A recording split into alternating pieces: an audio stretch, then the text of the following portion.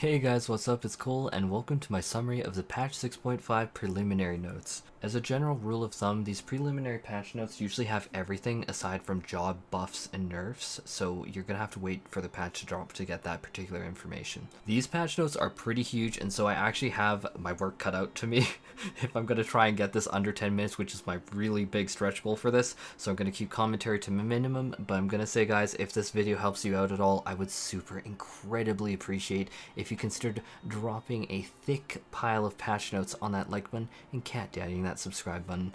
With that being said, let's get right into it. Because patch 6.5 is the capstone patch of the Endwalker expansion, it's being treated a little bit differently. So when we're initially getting 6.5 on October 3rd, we are going to be getting the first half of the story. The developers intentionally have broken up the story to get the second half after the Japanese Fan Fest in January. So we can expect with patch 6.51 in, I'm going to stab in the dark, probably about 2 weeks from now, we're going to see Allo Allo with the variant and Criterion dungeons. We're going to be seeing the Crafter Rugs, the Splendorous Tools coming. And then in January, we're going to be seeing things like the Manderville quest, the Relics. We're going to be seeing the Endwalker Alliance, like the tribal quests, and then the new Island Sanctuary quests coming with 6.55 alongside that second half of the story. As expected with the mainline patch, we're going to be getting a ton of new main story quest line alongside a dungeon to go with it, and then a really fancy trial and its extreme variant. Since I am talking about the extreme trial though, I think that it's important for me to note that hey, there is going to be a quest line that's going to be offered where you, if you get every single extreme mount, you can actually get a super big capstone mount. Like in last expansion, it was the Land Waffle, which is one of my favorite mounts. And so if you have every single extreme mount farmed out from this expansion, you're going to be able to go to Singing Way in Old Charlian at coordinates of X 11.5 and Y of 10.3, and he's going to be guiding you to that capstone mount, which is that old Bahamut, which is not in the like patch notes, but it looks pretty cool. Before I move away too far from the MSQ, character portraits have been implemented through the rest of the game so that you can now have that flavor. With 6.5, we're going to be seeing the installment of the final Alliance raid for the Endwalker series, which is going to be Thalia. Obviously, this is going to give you super good glamours, but similar to past expansions, you're going to be able to collect a currency from each of the Alliance raids and trade that for special upgrade materials that can allow you to upgrade your tombstone gear into higher item level. Very good catch-up mechanism. I definitely recommend it, and if you are aware of this weekend, hey guys, you can get your Moogle tombstones and farm out the coins from the first two raids beforehand right now. Just a tip. Sorry, I know that I'm adding expedition. I'll swear I'll stop. I just think it'll help people. Alliance raids are getting their reward structure reworked. We got a heads up from the live letter about this, and so all the details are on the screen. Basically, rewards are shifting, and a lot of these Alliance raids look a lot more palpable, like from a pure rewards perspective. But with that being said, the Alliance raids now are going to have a required item level, such as at level 90, they expect you to at least have item level 565, so you're not going to be able to cheese it and get gear Crystal Tower every time. Please, no more Crystal Tower. And on the note of upgrading gear, just because we were talking about the tombstone materials, you're going to be able to now upgrade crafted gear to a higher item level, which is always a great catch-up for people. We're going to be getting new custom deliveries for crafters, which is always going to be good. They always have really sweet rewards, and so I'm definitely looking forward to this. The developers went back and they added even more bisexual gemstone rewards, which is freaking sweet. They also went back and added new rewards from treasure maps, which is always great. And then there is new rewards from, of course, Submarines, which I really desperately need to start doing myself. Oh my god. There is something called a new charge system added for free companies with their logo. I don't know what it means, but I will have to check into it. But just know, for those who do know, this is something that has been added, and hopefully it's going to be super sweet. They added a truckload of housing items, and I'm going to be just holding back my exposition. We again, new fish as well, new flower pots, really sweet stuff, honestly, genuinely really sweet stuff. They also added a bunch more triple Triad cards, and so for those who want to collect them, I think that that would be sweet. Island Sanctuary is getting a lot of updates, and so we're gonna probably spend the bulk of this video here.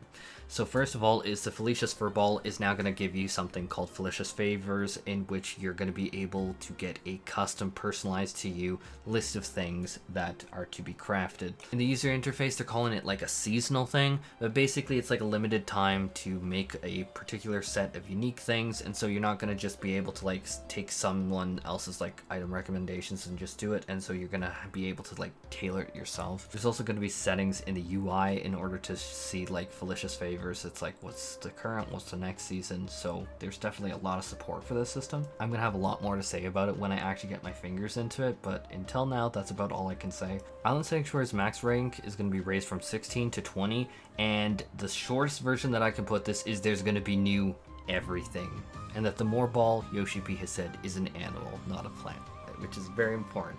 Apparently, I don't know, it's funny. And then a huge UI change is Copy This Workshop's agenda is going to be an option in the UI, which is going to save me, at least I can tell you, a heck of a lot of time, so thank goodness for that. They added new hair for both Viera and HROTHGAR. You know what? This is great. I'm seeing more and more people play HROTHGAR, and I am definitely thinking it's because we're getting more hairstyles, we're getting more hats that we can use, and so I'm going to praise the living bejeebers out of this. Really excited about this, really happy about it. They added brand new rewards for Wondrous Tails, as well as Fox Hallows is going to be getting this super sweet Luna Tender mount, which I think is super cool. And then the Unreal Trial is shifting to be THORDAN Extreme, which if you never played that fight before, it is iconic. I am actually genuinely, truly excited for this. This was one of the best extremes ever launched in this game. That is truly my feeling, and so I'm definitely going to be checking it out. There's a new emote for if you want to feel kind of how I feel right now, kind of sad. I saw this and I'm like, oh, that's totally me right now. I should have probably said this earlier when I was talking about the Extreme Trials, but the Extreme Trials drop rate for the Links of Righteous Fire, so that's going to be from Rubicante, and the Links of Fallen Shadow Flute, which is interesting to see here. Yoshi P, why is this here? That's shocking. But both of those have been raised, and so that's like from the last Extreme Trial, which is really weird to see it this early. Usually they don't do that. Or I guess they didn't last expansion, which I guess is like over 2 years ago. So I guess. The weekly loot restriction for normal loot from the normal raid, not Savage, guys, which I think it should be Savage. Don't get me wrong, I think it should be, but not Savage. The normal raid has been removed other than for the Unsung Blade of Anabasios.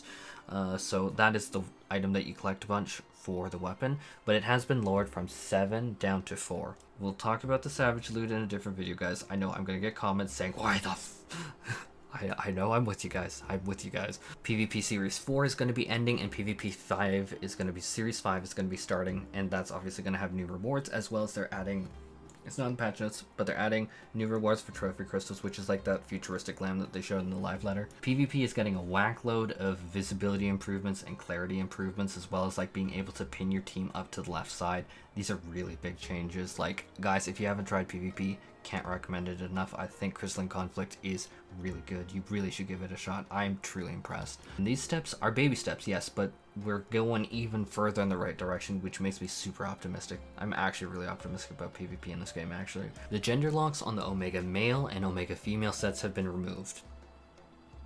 I wonder what that's going to look like on my HROTHGAR. I gotta try that. The Armoire system has gotten a buff where you can store more items in it. There's a lot more details. It'll be on the slide, but I need to start speeding up this video. There's been a lot of quality of life added for the crafting log as well as the gathering log. There's a bunch of crafter-gatherer new nodes, new stuff to make. There's a truckload of new minions, new fashions, accessories, new mounts, and new bardings. Retainers are going to be able to get brand new items, which is always sweet to see that system. I love retainers. There's a ton of shop QOL just to help you filter through items quicker. The screenies are going to tell you more detail about basically you can just choose from a bunch more options and just fine tune like what you want to search for. The UI option for showing your job icon next to players' names is being expanded with even more granularity to the options. Teleport menu you can optionally filter by expansions. The HUD layout has a big expansion going all the way up from 5 to 10 drop down options, which is pretty freaking great. They added a bunch of new Gpose and portrait and adventure plate options, which I think is great for character customization. I actually have kind of started to fall in love with adventure plates, but you didn't hear that from me. Although I confess, people definitely have caught me with default quite a bit. I'm sorry. Party Finder is now going to have a option for the gold saucer, which is like, what? But it also kind of makes sense because people are going to like have the Fall Guys event and stuff soon. I think it's pretty sweet. Free trial players are now going to be able to go all the way up to level 70, although interesting, and we can talk about this in a different video, Ultimate Trials, ultimate raids are not going to be allowed to be done by free players. My comments are going to be very spicy. And then the new launcher is going to be mandatory to be used. You can't use the old launcher anymore. And then experimental cloud testing server stuff we'll talk about later. But with that being said, I got under 10 minutes, guys. Super appreciate if you throw me a like and a subscribe, but we're ending the video here because I know you like it under 10 minutes, and so I got you.